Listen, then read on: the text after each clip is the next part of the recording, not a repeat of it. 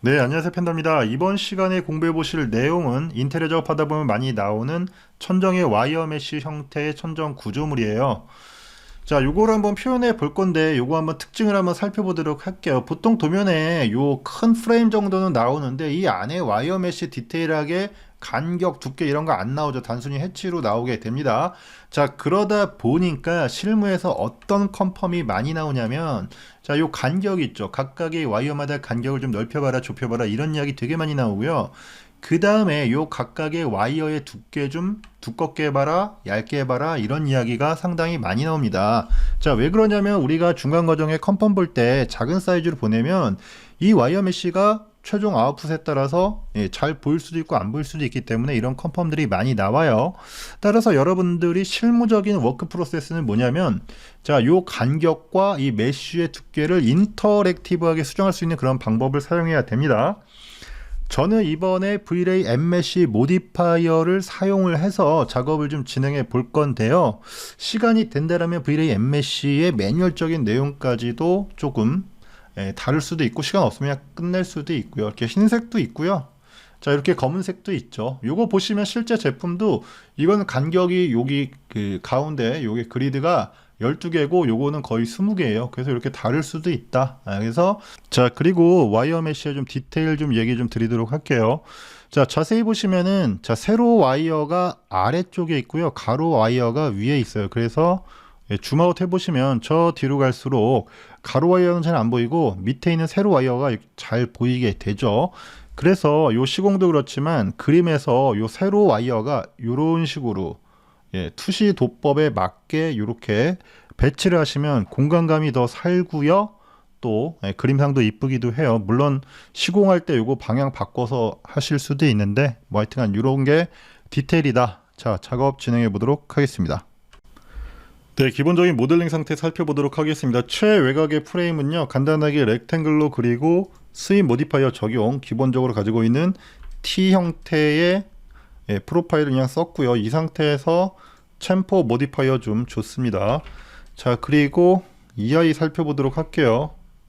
자, EI는 여기서 기본 스플라인 그리시고 스윕 마찬가지로 T 형태예요. T 형태 T 주고 에디폴리 모디파이어 줘서 반대쪽에 이렇게 면분할 했고요. 자, 여기 하기 귀찮으니까 어떻게 했어? 시메트리 줬죠. 시메트리 주고 다시 에디폴리 모디파이어 적용해서 요거 가운데 세그먼트 지우고 버텍스를 위아래로 이렇게 크게 만들었습니다. 자, 그리고 여기 걸려야 되니까 폴리에서 요만큼 빼주고요. 그 다음에 챔퍼 그리고 어레이, 자, 이렇게 그리드 어레이 사용했고요. 자, 이렇게 센터 썼어요. 센터 안 쓰면 여기서 그렸으니까 이렇게 가잖아요. 자, 센터 쓰면 가운데로 오게 됩니다. 자, 이 아이도 마찬가지로 스플라인 스윕 뭐 같은 방법으로 작업을 했어요. 자, 그리고 여기에 이제 와이어 메쉬가 있어야 되는데 플랜이에요. 플랜. 여기 딱 맞게 지금 이렇게 그려놨고요. 자, 요 위치도 한번 보도록 할게요. 어딨냐면 여기에 딱 있기 때문에 말이 꼬여. 네, 여기가 이제 같은 Z축이기 때문에 이렇게 좀 뷰포트에서 보이는 거고요. 자, 이 아이도 마찬가지로 어레이 적용을 해서 전부 다 이렇게 깔아놨습니다. 자, 그러면 지금부터 여기 가운데에 사용할 와이어 메쉬의 기본 모듈을 만들어 보도록 하겠습니다. 자, 줌인 하시고, 자, 저는 렉탱글 하나 그릴 건데요. 30에 30짜리 일단은 가이드라인을 그리도록 하겠습니다. 자, 이 상태에서 라인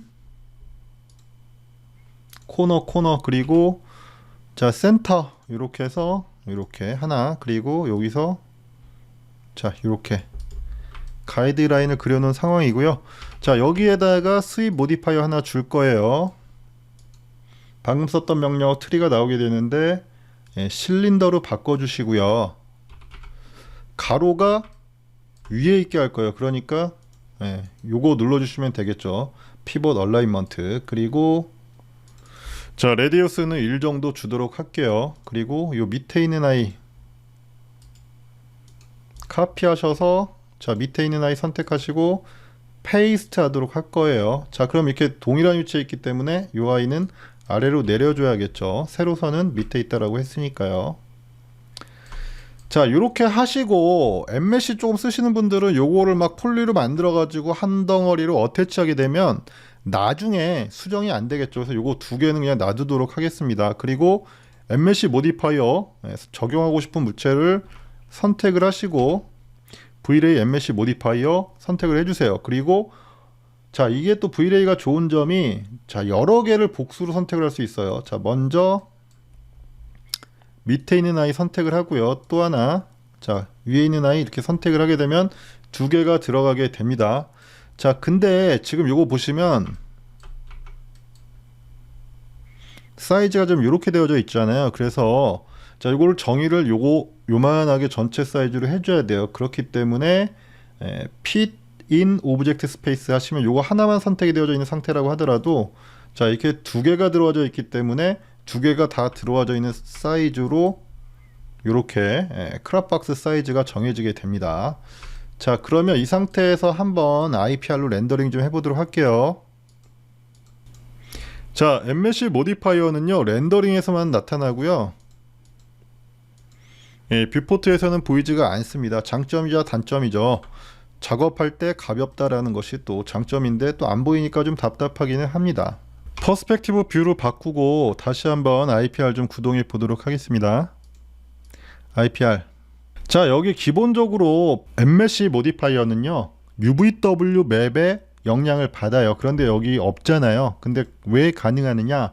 기본적으로 플랜 같은 기본 물체는요 매핑 좌표가 생성이 되게 되어져 있습니다. 그러니까 요만하게 크게 하나 있는 거나 마찬가지예요. 그럼에도 불구하고 UVW 모디파이어 하나 적용해 보도록 할게요. 자, 기본적으로 플랜 이렇게 들어가니까 얘가 있거나 없거나 똑같아요. 여기서 생성이 되어졌으니까. 자, 그래서 여기 좀 밑으로 내려야겠죠. 어레이는 나중에 해줄 거니까요. 자, Vray 엠메시 모디파이어는요 기본적인 UVW 좌표 내에서 타일링 가로로 5번, 세로로 5번이에요. 그래서 이거를 1로 바꾸면은 요 UVW 맵 모디파이어 내에서 요 모듈이 한 번만 나오게 되죠. 그래서 기본값은 5다. 자, 그리고 요걸 이제 우리가 사이즈를 좀 정량적으로 좀 사용하기 위해서는요. 자, 이게 원래 가지고 있던 크롭박스 사이즈로 UVW 맵 모디파이어를 바꾸도록 하겠습니다. 왜냐하면 자, 이거 보시면 자, 여기가 원이 아니라 이렇게 찌그러져서 늘어나게 되기 때문에 컨트롤을 정확하게 원으로 맞추기가 어렵기 때문에 그래요. 그래서 저 같은 경우에는 원래의 크롭박스 사이즈로 바꿉니다. UVW 맵을 30에 자, 30으로 바꾸고요. 다시 엠메시 모디파이어 가셔서 자, 타일링을 그냥 1 하시면 됩니다. 자, 이렇게 되면은 다시 확대해 보도록 할게요. 자, 여기가 정확하게 이제 원의 형태로 보이게 되죠. 가로, 세로, 높이가 딱 맞는데 지금 문제가 하나 있어요. 여기 보시면 요 아랫부분이 이 밑에 가서 지금 파 먹혔죠. 여기가 지금 높이가 정확하게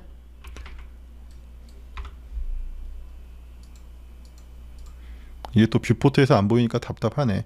지금 플랜의 높이가 딱 여기에 있는데 자, 와이어가 하나는 위에 있고 하나는 아래에 있기 때문에 그래요. 그래서 요거를 좀 조정을 해 주셔야 되는데 어떤 방식으로 하느냐. 자, IPR 엠메시 모디파이어에 가시게 되면은 옵셋이라는 명령어가 있죠. 50%는 딱 가운데고요. 요거를 0으로 해볼게요. 0으로 하게 되면은 이 가장 윗면이 아래로 가게 되고, 자, 이게 100으로 되게 되면 전체의 크롭박스 4가 요 가장 밑으로 오기 때문에 자, 요거를 헤이트 옵셋을 100%로 정의를 해주시면 돼요. 자, 이 상태에서 자, 클라이언트가 나는 이거 메쉬가 너무 좀 간격이 조밀한 것 같아. 나 그냥 2배로 좀 넓히고 싶어. 자, 이러신 분들이 있죠. 그러면 UVW 맵 가셔서 30에 30이니까 60에 60으로 100%를 늘려주게 됩니다. 그러면 UV 방향 가로 세로는 늘어났는데 높이는 안 늘어나게 되죠. 그러다 보니까 이 단면이 자, 이렇게 찌그러진 타원형이 되겠죠. 자, 그럼 높이는 어떻게 해야 돼? 가셔서 자, 헤이트의 퍼센테이지가 있잖아요. 우리가 가로 세로 UV를 여기서 2배 늘렸으니까 엠메쉬에서 이 아이도 200%로 이렇게 설정을 해주시면은 이렇게 된다라는 이야기죠. 자, 이렇게 해서 비율을 유지하면서 정량적으로 컨트롤이 가능하고요.